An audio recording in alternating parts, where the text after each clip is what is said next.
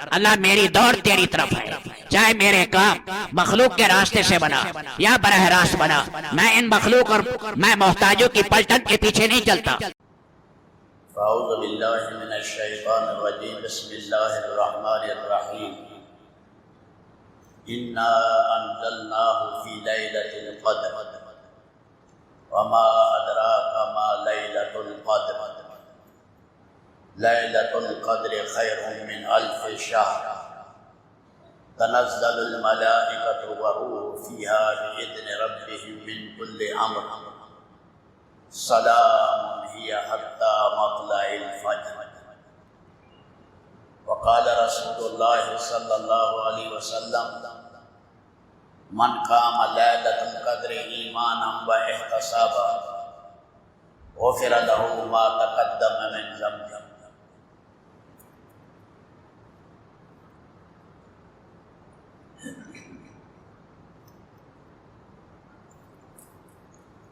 اللہ تعالی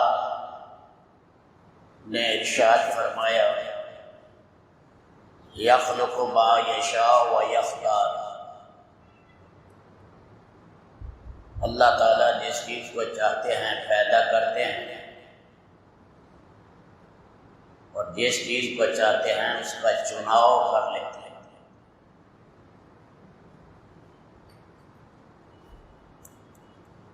یہ اللہ نے اپنی مخلوق پیدا کی، اس میں اللہ نے انسان کو اشرف المخلوقات قرار دی، اور اس میں اللہ نے انبیاء علیہ السلام کا انتخاب کیا، اصطفیٰ کیا، چناؤ کیا، چھانٹا۔ وہ اپنی امتوں میں برگزیدہ تھا، اللہ نے خاص الخاص ان کی تربیت کی، اور سارے انسانوں میں انبیاء میں سب سے افضل حضرت محمد صلی اللہ علیہ وسلم۔ اللہ تعالیٰ نے زمین کے ٹکڑوں میں جس جگہ کو شرافت دی ہے وہ بیت اللہ ہے۔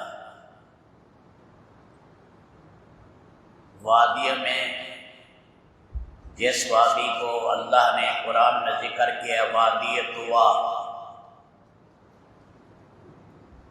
جہاں موسیٰ علیہ السلام کو تورات ملی، اسے شرف اللہ نے عطا کیا۔ کنویں میں اللہ نے زمزم کے کنویں کو مقام دیا، اس کی شرافت اور مرتبے کو کوئی نہیں پہنچ سکتا۔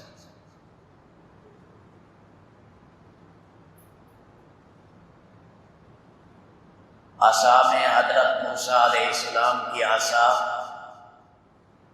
اسے حیرت انگیز معجزے اللہ نے ظاہر کیے۔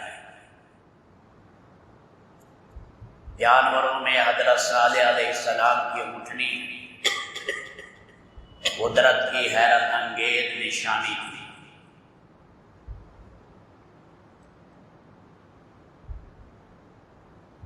اسی طرح آبی جانوروں میں وہ مچھلی عظیم مچھلی ہے جو سیدنا یونس علیہ السلام کو لے کر چلتی رہی۔ مہینوں میں اللہ نے رمضان المبارک کا مہینہ، اسے سب سے زیادہ شرف اللہ نے عطا کیا۔ راتوں میں اللہ نے لیلۃ القدر کا انتخاب کیا، اسے سید اللیالی کہتے ہیں، سارے راتوں کی سردار رات۔ دن بھی اللہ کی رحمت ہے، رات بھی اللہ کی نعمت ہے، لیکن رات کو دن پر فضیلت ہے۔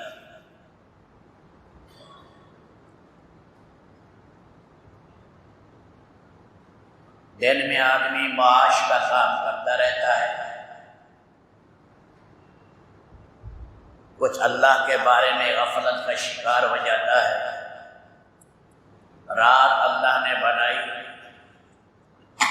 یہ مالک کے ساتھ مناجات کے لیے ہے، محبوب کے وصال کے لیے ہے یہ رات۔ اس لیے شب قدر یہ رات ہی ہے۔ معراج جو کرایا گیا وہ رات کو کرایا گیا۔ اللہ کی جو رحمت قریب آتی ہے انسانوں کے سب سے زیادہ آسمان دنیا پر، وہ رات کے ٹائم آتی ہے۔ قرآن کریم جو پہلے اترا ہے وہ رات کے ٹائم اترا ہے۔ اِنَّا أَنزَلْنَاهُ فِي لَيْلَةِ الْقَدْرِ، اِنَّا یہ بھی تاکید کے لیے ہے، بلا شبہ انزلنا ہم نے اتارا، ہو ضمیر جا رہی ہے قرآن کریم کی طرف۔ لیلۃ القدر میں قرآن کریم کو ہم نے اتارا۔ قدر کے معنی عظمت اور جلال کے بھی ہیں،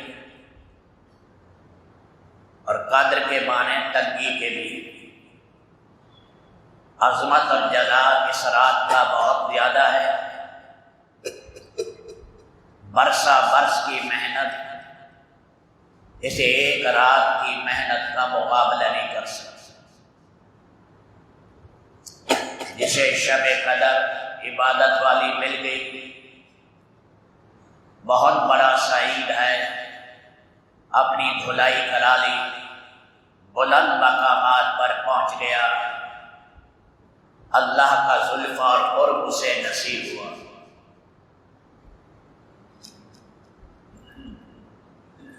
ایک ہی رات کتنی عظیم ہے۔ قدر کے معنی تنگی کے بھی ہیں، اتنے ملائکہ اترتے ہیں کہ زمین میں ایک بالش جگہ بھی نہیں رہتی جہاں اللہ کے فرشتے نہ ہوں۔ پوری زمین ملائکہ سے بھر جاتی ہے۔ جبریل علیہ السلام یہ سارے فرشتوں کے سردار ہیں، اور نبیوں کے پاس وحی لانے والے ہیں۔ یہ بھی اس رات میں آتے ہیں، بیت اللہ پر جھنڈا گاڑتے ہیں، اور پھر ملائکہ کے ساتھ ساری زمین بھر جاتی ہے، اس میں اترتے ہیں۔ صالحین کے ساتھ جبریل علیہ السلام کا مصافحہ ہوتا ہے۔ اس کی نشانیاں حدیث میں بتائیں کہ دل میں رقت آ گئی اور آنسو بہہ پڑے۔ تو یہ قرآن کریم سب سے بڑی نعمت ہے اس امت کو جو دیا گیا۔ یہ رحمان کی کلام ہے، اللہ ہمیشہ سے ہے، اللہ کا علم بھی ہمیشہ سے ہے، اللہ ابتدا سے پاک ہیں، اس کی ہر صفت بھی ابتدا سے پاک ہے، اللہ کی کوئی صفت مخلوق نہیں۔ سیدنا امام احمد ابن حنبل کے زمانے میں جو بادشاہ تھے وہ غلط لوگوں کے ہاتھ پر چڑھ گئے اور کہنے لگے یہ قرآن کریم مخلوق ہے، حادث ہے۔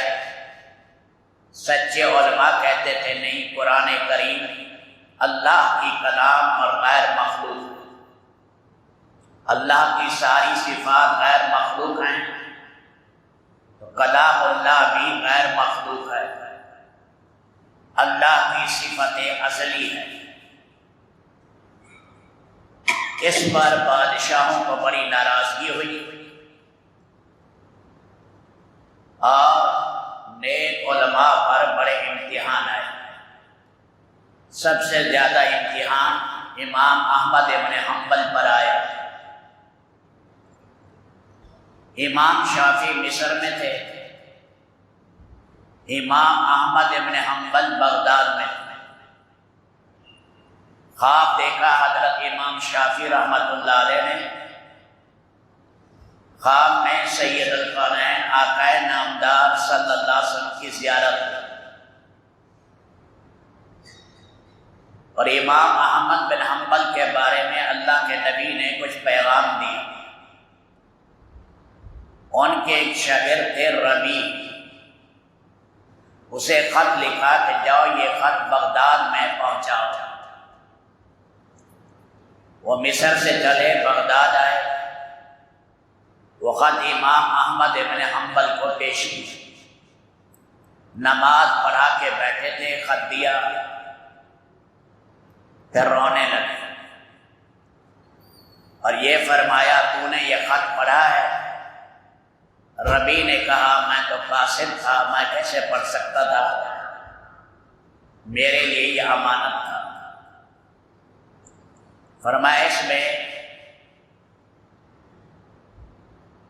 امام شافعی نے یہ کہا ہے، محمد ابن ادریس نے، امام شافعی کا نام ہے، کہ اللہ کے نبی صلی اللہ علیہ وسلم نے مجھے خواب میں کہا کہ احمد سے کہو تیرے اوپر ایک سخت امتحان آئے گا، اس میں ثابت قدم رہنا، بھی چلنا نہیں ہے۔ خلق کے قرآن کے مسئلے میں کچھ لوگ کہیں گے قرآن کریم مخلوق ہے، جم جانا میں اس کے علم کو اور اس کی عزت کو سب سے زیادہ بلند کروں گا، قیامت کے دن اس کا بڑا عجیب مقام ہوگا۔ ربی نے کہا این الحلاوہ، اتنی بڑی خوشخبری ہے تو کوئی مٹھائی بھی ہونی چاہیے۔ امام احمد ابن حنبل نے اپنا کرتا اتار دیا، یہ لے کر مصر گئے۔ امام شافعی نے فرمایا کرتا تو میں نہیں لیتا، وہ آپ کو دیا ہے، اتنا کرو اس کو پانی میں ڈالو اور اس کے اثرات پانی میں آ جائیں، اس کا غسالہ میں پی لوں تاکہ احمد ابن حنبل کے جسم کی برکات مجھے حاصل ہو۔ مامون اور رشید کا، ہارون رشید کا بیٹا اعتدال میں چلا گیا۔ ان کا عقیدہ تھا کہ اللہ پر یہ چیز واجب ہے، یہ واجب ہے، ہم اہل سنت کے نزدیک اللہ پر کوئی واجب نہیں۔ دوسرا وہ یہ کہتے تھے کہ اللہ کا دیدار قیامت کے دن نہیں ہوگا۔ تیسرا وہ یہ کہتے تھے قرآن کریم مخلوق ہے، یہ حادثہ ہے قرآن کریم، اسے غیر مخلوق نہ کہو۔ اس میں بادشاہ کو خاص شغف ہوا اور اس میں بادشاہ کی مجلسیں لگتی تھی اور غلط قسم کے لوگ اسے مل گئے اور غلط راستے پر چلائے۔ حکم دیا کہ محمد ابن نوح کو اور احمد ابن حنبل کو اونٹ پر بٹھا کر، یہ مامون ترسوس گیا ہوا تھا، بغداد سے ترسوس لایا جائے، ان کے پاؤں میں بڑی بھاری بیڑیاں ڈال دو، مجرم بنا کر قیدی کی شکل میں لاؤ۔ انہیں اونٹ کے ہودج میں کجاوے میں ڈالا گیا، بڑی بھاری بیڑیاں ڈالی گئی۔ راستے میں ایک دیہاتی ابو الحیثم ملا، اس نے کہا احمد ایک بات سننا، میں بڑا ڈاکو ہوں، چور ہوں، ہزاروں کوڑے، 18,000 کے قریب میں کوڑے کھا چکا ہوں، پھر بھی میں اپنے اس غلط روش سے نہیں ہٹا۔ احمد تیرا مسئلہ ہے دین کا، اگر تو پھسل گیا امت پھسل جائے گی۔ میں گناہ کی خاطر جم سکتا ہوں تو حق کی خاطر نہیں جم سکتا۔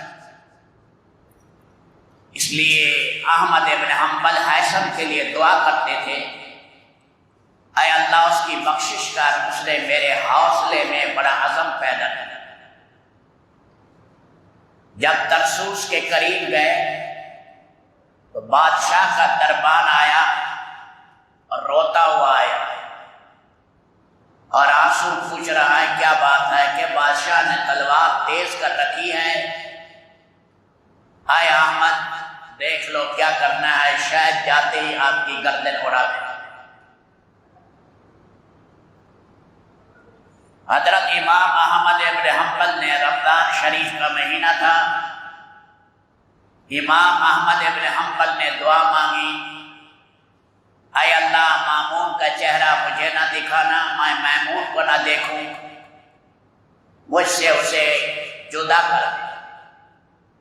اللہ کی شان ایسی دعا قبول ہوئی کہ رات کے تیسرے پہر میں رونے کی محل سے آواز آئی ترسوس کے اندر کہ بادشاہ مر گیا، مامون اور رشید مر گئے۔ لیکن مرنے سے پہلے یہ کہہ گئے معتصم باللہ سے کہ اس مسئلے کے اندر احمد کو نہیں چھوڑ سکتے۔ اب بغداد کے اندر معتصم باللہ آ گئے، انہیں ترسوس سے پھر واپس لائے بیڑیوں میں۔ راستے میں محمد ابن نوح کا انتقال ہو گیا، یہ لائے گئے اور ایسی بڑی بیڑیاں تھی ہاتھی کو ڈالی جائیں، اوپر اٹھاتے اور چلنا بھی اس کے ساتھ مشکل تھا۔ رات کے ٹائم بند کوٹھڑی میں بند کیا اور میں اندھیرا تھا، میں ہاتھ مارتا رہا کہیں سے پانی مل جائے، مجھے پانی ملا، میں نے وضو کیا، میں اللہ سے دعا مانگی، اسی حال میں روزہ رکھا میں۔ صبح مجھے بادشاہ کے سامنے پیش کیا گیا، دلائل چلے، 3-4 دن تک دلائل چلے، جو جھوٹے علماء تھے وہ جواب نہ لا سکے۔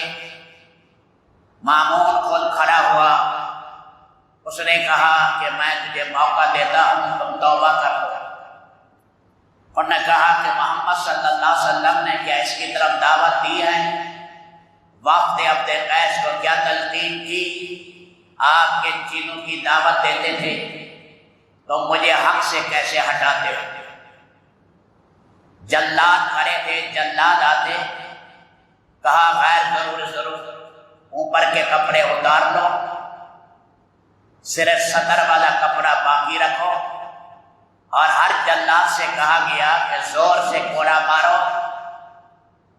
کوڑے مارے جاتے، 2 کوڑے مارتے پھر وہ ہٹ جاتا۔ اس طرح 80 کے قریب کوڑے مارے۔ 3 کوڑوں کے بعد امام احمد ابن حنبل کا دماغ معاف ہو گیا۔ فرماتے اگر ہاتھی پر بھی لگتے ہاتھی بھی بیٹھ جاتا۔ اسی حال میں رہے، پھر رب العالمین نے اس معتصم کے دل میں رحم ڈالا، ڈر گئے کیونکہ مہر مجمع بہت زیادہ تھا جو کلمے اور دعوتیں لے کر کھڑے تھے، ہزاروں سے بڑھ کر لاکھوں تک تھا کہ احمد ابن حنبل کوئی حدیث سنائیں گے۔ سارا مجمع دعا گو تھا کہ اتنے عرصے سے حلقہ حدیث کا درس جو ہے وہ رکا ہوا، اتنے کوڑے لگے، ان کوڑوں پر ہر طبیب کو بلایا گیا۔ طبیب نے کینچی کے ساتھ وہ خشک جو گوشت ہو گیا تھا، چمڑا ہو گیا تھا، اسے کاٹا۔ 15 دن معتصم کے پاس رہے، روزہ پانی سے رکھتے، کھجور پر افطار کرتے۔ بادشاہ نے کہا یہ کھانا ہے افطاری سحری کا، فرمایا بادشاہوں کے کھانے مشکوک ہیں، میں نہیں کھا سکتا۔ 15 دن کے بعد انہیں گھر لے جایا گیا، اور بعد کے اندر معتصم کا بھی انتقال ہو گیا، اور امام احمد ابن حنبل کا درس شروع ہوا، لیکن بیماری ساتھ چلتی رہی، اور اس کے ساتھ اللہ کی شان اللہ کی بارگاہ میں فوت ہوئے۔ جب جنازہ تھا اس جنازے میں اندازہ لگایا گیا، جو گورنر تھا اس نے جگہ کی پیمائش کرائی، اس کا اندازہ 17 لاکھ کا تھا۔ امام ابو زرع کہتے ہیں کہ 25 لاکھ کا مجمع ہوگا احمد ابن حنبل کے جنازے میں، شاید اس امت کے اندر اتنا کسی کا جنازہ نہ ہوا۔ 18,000 یہودی، نصرانی، عیسائی ان کے جنازے کو دیکھ کر ایمان لائے۔ 25 رمضان کو رب العالمین نے انہیں نجات دی تھی اور اللہ نے انہیں بلند کیا۔ یہ قرآن کریم کی برکت ہے۔ ان کے استاد تھے بشر، وہ بشر کی زندگی اچھی نہیں تھی، جا رہے تھے قرآن کریم کا ٹکڑا ملا لکھا ہوا، اسے چوما، جا کر گھر میں ادب سے رکھا۔ خواب میں دیکھا اللہ یہ کہہ رہے ہیں بشر تم نے ہمارے کلام کا احترام کیا، ہم نے بھی تیرے تزکیے کا فیصلہ کیا۔ ایک حدیث میں آتا ہے کہ اللہ کے نبی نے دیکھا قرآن کریم مصحف کے اوراق نیچے پڑے تھے، آپ نے فرمایا لعنت ہو شخص پر جو قرآن کریم کو نیچے رکھ دے۔ اس کا احترام یہ لازمی اور فرض ہے۔ حضرت ابو ہریرہ سے بھی روایت ہے، حضرت علی کرم اللہ سے روایت ہے، ارے قرآن پڑھو اور قرآن سیکھو، مرو گے فرشتوں کے دانتے بن جائیں گے، فرشتے تمہاری قبر پر دعائیں مانگنے کے لیے ایسے حاضر ہوں گے جیسے تم بیت اللہ کو جاتے ہو۔ یہ مقام اللہ دیں گے تمہاری قبر کو، ملائکہ کے سلام آئیں گے، رحمتیں آئیں گی۔ قرآن کو سیکھو، قرآن کو قابو کرو۔ تو بشر کو اللہ نے بڑا مقام دیا۔ حافی کہتے ہیں ننگے پاؤں، بس اللہ کسی کی کوئی بات قبول کر لے۔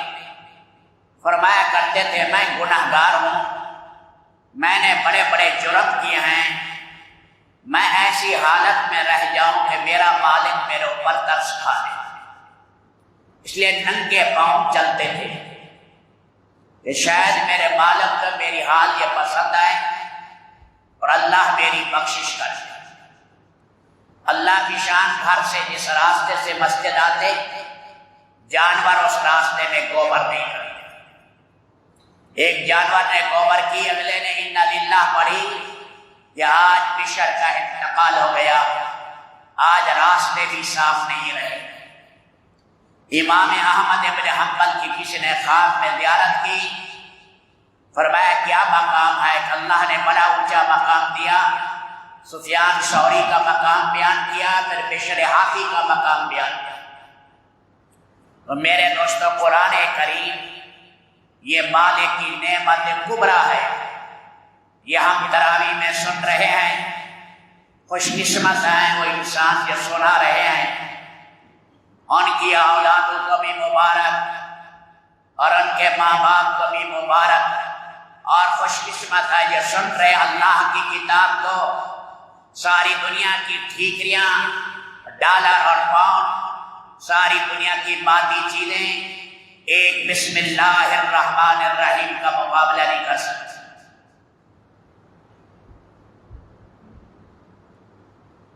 نافع مدری، اس نے 70 سال مدینہ منورہ میں قرآن کریم پڑھایا اور ان کے منہ سے کستوری کی خوشبو آتی۔ کسی نے پوچھا یہ خوشبو آپ کہاں سے لائے؟ فرمایا خواب میں مجھے اللہ کے نبی ملے، فرمایا قرآن سنا، میں نے سارا قرآن سنایا، اللہ کے نبی نے میرے منہ سے منہ لگا دیا۔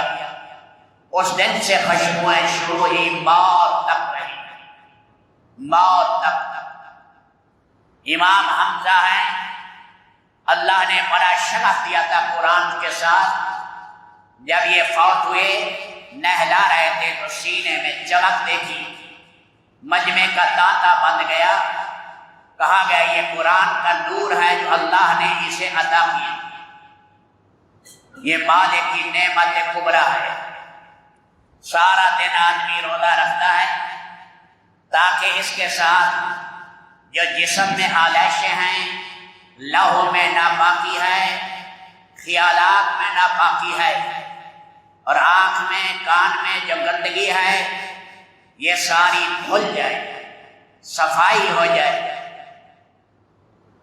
اور پھر رہی صحیح کسر افطاری کے ٹائم ہے۔ فرمایا تمہیں دو خوشیاں ہیں، ایک افطار کی اور ایک رحمان کے پاس جب جاؤ گے باب ریان سے 70,000 کھانے دسترخوان پر چناؤ ہوگا، وہ تمہیں کھلائے جائیں گے۔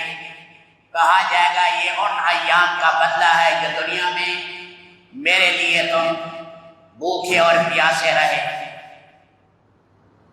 تو میرے بھائیوں، یہ بڑے عظیم دن ہیں، اللہ ہمیں ان کی قدردانی کی توفیق عطا فرمائے۔ آج 20واں روزہ ہے اور آج شام سے اعتکاف شروع ہو رہا ہے۔ خوش قسمت ہے وہ بھائی جو اعتکاف بیٹھ رہے ہیں، 2 حج 2 عمرے کا ثواب ملے گا۔ ارے اعتکاف کا تو 1 منٹ بھی بہت قیمتی ہے، جائے کہ 9 یا 10 دن کا اعتکاف ہو، یہ سنت مؤکدہ ہے۔ پچھلے جمعے بھی خواتین کے بارے میں بھی عرض کیا تھا، اور آج یہ موقع ہے اللہ پاک رب العالمین ہمیں آخری عشرہ کی قدردانی کی توفیق عطا فرمائے۔ فرمایا معتکف فرشتوں کے مشابہ ہو جاتا ہے، اس کا اٹھنا بیٹھنا حتیٰ کہ اس کا سونا اور کھانا پینا یہ سب عبادت میں ہے۔ اپنی کھلائی کرا لیں، اللہ کا قرب لے لیں، اللہ کے برگزیدہ بندوں میں شامل ہو جائیں، صفائی اور تطہیر ہو جائے، رب العالمین ساری گندگیاں دھو ڈالے۔ یہ 9 دن کا 10 دن کا اعتکاف ہے۔